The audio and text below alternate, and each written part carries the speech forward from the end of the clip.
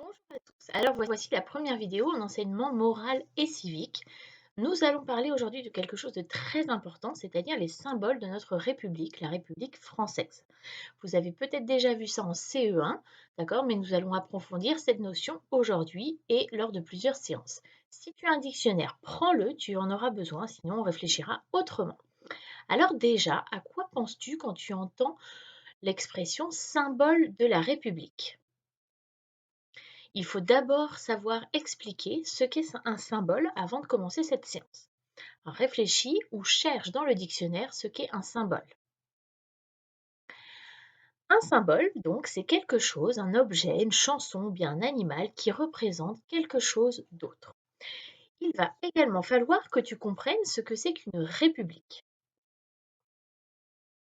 Si tu as un dictionnaire, tu peux mettre la vidéo en pause et tu prends quelques instants pour aller chercher la définition du mot république. Si tu n'en as pas, essaye de réfléchir par toi-même à ce que peut vouloir dire ce mot république. Alors, une république, c'est un système de gouvernement d'un pays où le peuple décide. Ça veut dire que c'est le peuple qui choisit les personnes qui vont gouverner. En France, par exemple, c'est le peuple, ce sont les citoyens qui votent pour choisir le président, par exemple. Pour comprendre comment on est arrivé à ce système-là en France, il va falloir parler un peu d'histoire, car la France n'a pas toujours été une république. Sais-tu comment on appelle le système d'avant, avant la République, où un roi dirigeait le pays à lui seul? Rappelle-toi, tu peux mettre la vidéo en pause, le temps de réfléchir. On appelait ça une monarchie absolue. Alors, à ton avis, dans une monarchie absolue, est-ce que l'opinion du peuple comptait beaucoup? Eh bien non. Il y avait même énormément d'inégalités à cette époque, d'accord, entre les personnes qui étaient des nobles très riches et ce qu'on appelait le petit peuple qui était souvent très très pauvre et qui avait à peine de quoi manger. C'est pourquoi les Français se sont battus pour obtenir la République. Alors regardons ensemble le document qui s'affiche. Je te laisse mettre la vidéo en pause, d'accord, et observer les documents A, B et C, d'accord. Tu prends quelques instants pour les observer.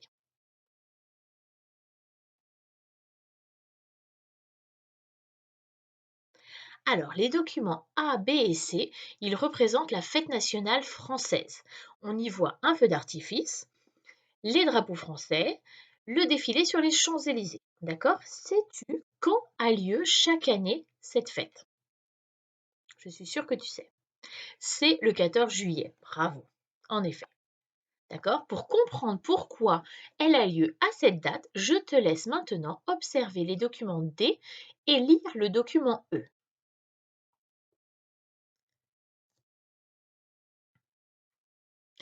Alors, le 14 juillet 1789 a eu lieu un événement qui a marqué l'histoire de la France.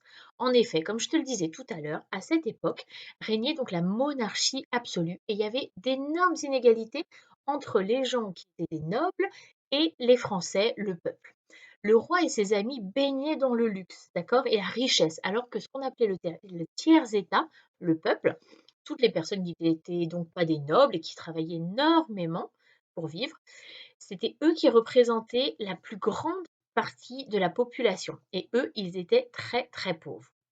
Alors il faut savoir qu'à cette période, la France, elle avait de très gros problèmes, d'argent, en partie parce qu'elle avait aidé les États-Unis dans leur guerre d'indépendance. Donc la France n'était pas un pays très riche, d'accord? Alors, et c'est évidemment le tiers-état donc qui subissait cette misère financière. C'est pourquoi le 14 juillet 1789, le peuple a décidé de commencer à se révolter. D'accord? Révolter, c'était montrer leur grogne, leur mécontentement. Ils ont attaqué la prison de la Bastille, qui était un symbole de la monarchie, parce que le roi pouvait faire enfermer qui il voulait dans cette prison sur simple demande. C'est-à-dire que quelqu'un faisait quoi que ce soit, il l'enfermait et la personne était enfermée dans cette prison. C'est ce qu'on appelle aujourd'hui la prise de la Bastille, d'accord? Cet événement, elle a marqué le début de la Révolution française qui donnera lieu à la naissance de la République. Alors, pour que tu comprennes un petit peu mieux ce contexte de 1789, qui est un petit peu compliqué, je te laisse visionner quelques minutes du film intitulé Les années-lumière. Bon visionnage. Mes frères, citoyens, citoyens, citoyens, J'arrive de Versailles. Le roi a renvoyé Necker. Citoyens, c'est le signe. C'est le signe d'une Saint-Barthélemy pour les patriotes. Ce soir même, les bataillons suisses et allemands sortiront du champ de Mars pour nous égorger. Nous n'avons qu'une seule ressource. Les armes. Aux armes. Aux armes. Tout Paris doit prendre les armes.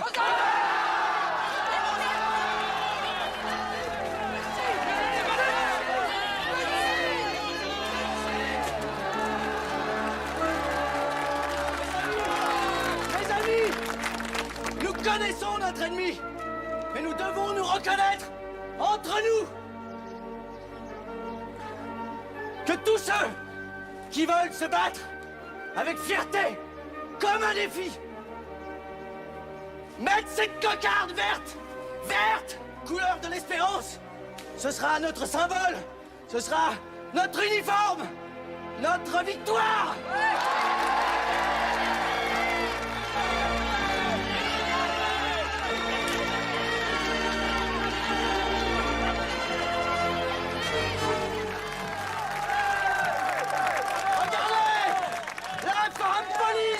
Est ici! Oui! C'est moi qui appelle mes frères à la liberté! Et vous ne m'aurez pas vivant! Et je saurai mourir glorieusement plutôt que de voir la France demeurer esclave!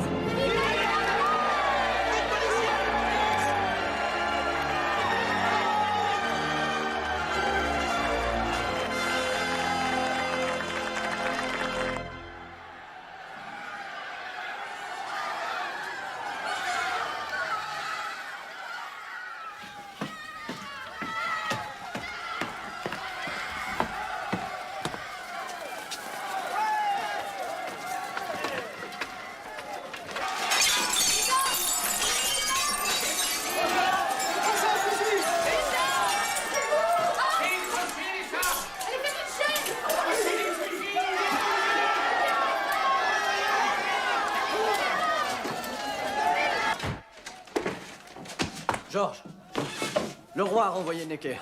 S'il essaye d'utiliser ses troupes, ça va lui coûter cher. Allez, viens. Georges!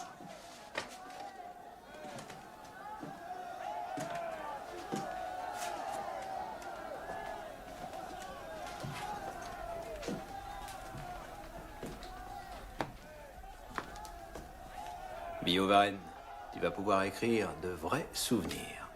Bien. Nous arrivons du palais royal, on appelle à l'insurrection. Pourquoi? Necker a été renvoyé! Comment? C'est rien, je peux rien dire de plus. Vous avez entendu le roi renvoyer Necker!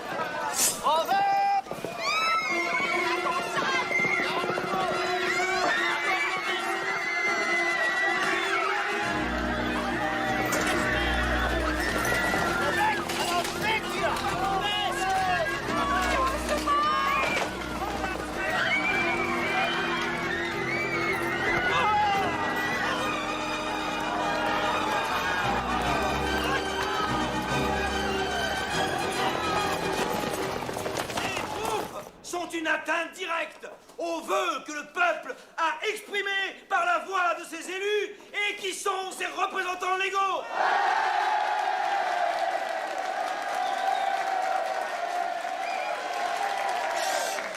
Laisserons-nous la tyrannie triompher de la liberté? Non!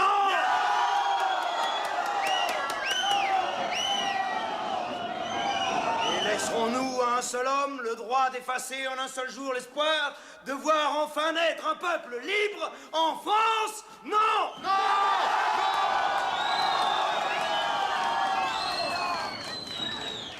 Je veux que chaque homme du district soit volontaire. Nous montrerons au monde entier que nous n'avons pas peur de ces chiens galeux qui osent assiéger notre cité.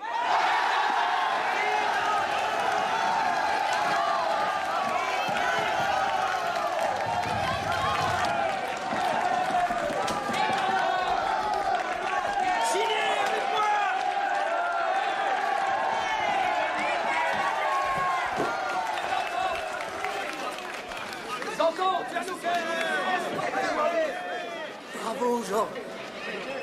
Mettez-vous en ligne.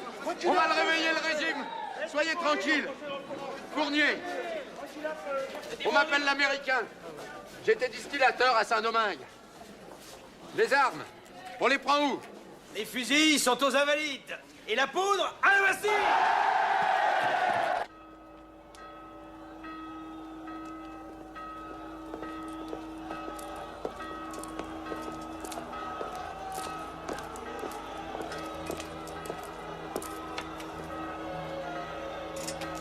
Beau travail, lieutenant. Des problèmes? Un seul, monsieur. Si j'en donne l'ordre, est-ce qu'ils tireront?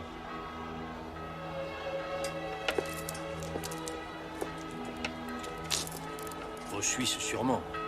Probablement. Mais vos propres hommes, vous pourriez en jurer?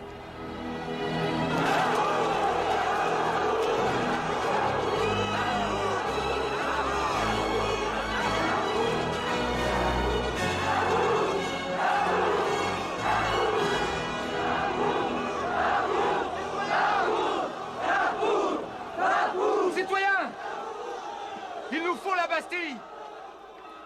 Nous voulons la Bastille. Citoyens, il faut qu'ils enlèvent les canons. Laissez passer la délégation du comité permanent de l'hôtel de ville. Poussez-vous. Allez, par là, par là. Laissez passer ces messieurs de l'hôtel de ville. Allez, écartez-vous.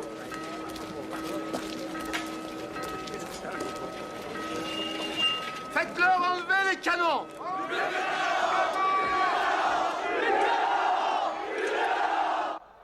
Je n'ai jamais entendu parler de votre comité. Depuis hier, les électeurs de Paris se sont assemblés à l'hôtel de ville et ont constitué un comité permanent chargé de veiller au maintien de l'ordre de la capitale. Êtes-vous ici pour appuyer le conflit ou pour chercher les moyens de l'éviter?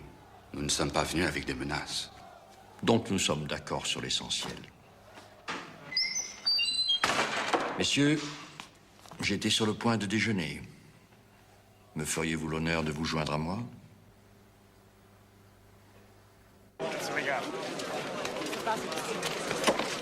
Qu'est-ce qu'ils mijotent? Ils sont toujours à l'intérieur. Prisonniers ou quoi? On sait rien. Nous voulons la Bastille. Apparemment, monsieur, vous n'êtes pas hostile au peuple de Paris. Montrez-le, nous en avons besoin. Retirez vos canons. Le comité vous le demande. Et pourquoi, s'il vous plaît? Ces canons sont là depuis toujours. Comme une insulte au peuple, justement. C'est intolérable. Ces pauvres canons. Vous les avez vus. Placés comme ils sont, ils ne peuvent pas tirer sur le peuple. Ils ne peuvent pas. Qu'importe. Ils font peur. Il faut les retirer, monsieur le gouverneur.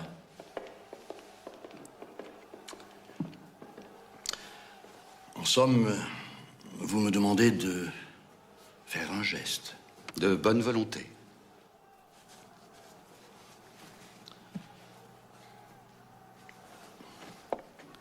Mes compliments au lieutenant de Flux. Veuillez le prier de retirer les canons. Et de fermer les embrasures. Monsieur, mon comité n'aurait pu demander plus. Venez avec moi.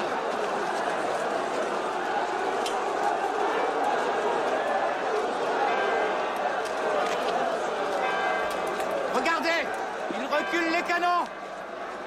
C'est pour les charger. Ils vont tirer. Il faut prévenir le district. Savez-vous combien de prisonniers nous avons ici? 7. 7 prisonniers. 4 d'entre eux sont des faussaires qui ont connu d'autres prisons. Un autre est un assassin. Il y a aussi un Irlandais qui se prend pour Jules César. Laissez-moi passer. Je connais le gouverneur. C'est un ami. Je peux lui parler. Laissez passer le délégué. Laissez-moi passer. Poussez-vous, laissez-le passer.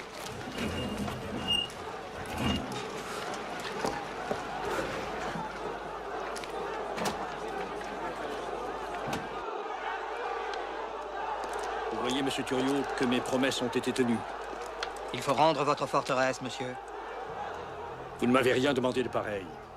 Le comité permanent de l'hôtel de ville... La Bastille est sur notre district. Et le district exige que l'on ouvre les portes de la Bastille au peuple. Comprenez, messieurs, qu'avec toutes ces innovations, il est bien difficile à un officier du roi de savoir où est son devoir.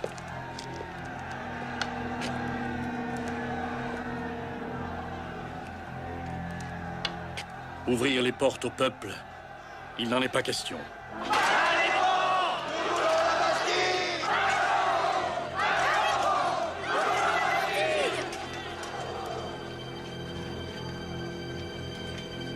Ils nous font signe d'entrée. Allons-y!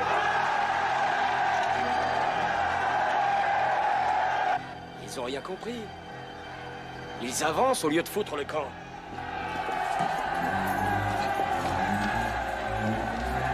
Par ici. Voilà donc votre façon de négocier. Je vais descendre pour leur parler. C'est ça, c'est ça.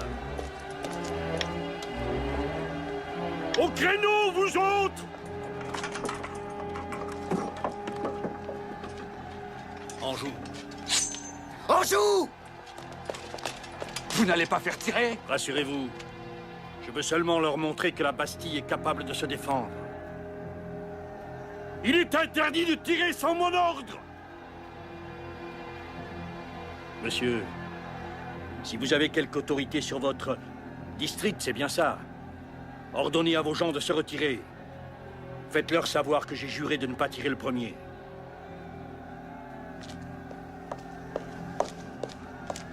Messieurs. J'espère que ces quelques minutes de film t'ont plu et t'ont permis de mieux comprendre le contexte du début de la Révolution française qui amènera ensuite à la proclamation de la République, ce que nous allons donc étudier. La prochaine fois, on commencera donc à étudier en détail les différents symboles de notre République ainsi que leur histoire. Je te dis à très bientôt.